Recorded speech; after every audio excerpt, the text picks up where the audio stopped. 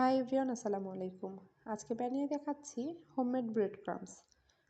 পাউরুটি দিয়েই সহজে আমরা বাসাতে ব্রেড ক্রাম্বসগুলো বানিয়ে নিতে পারি।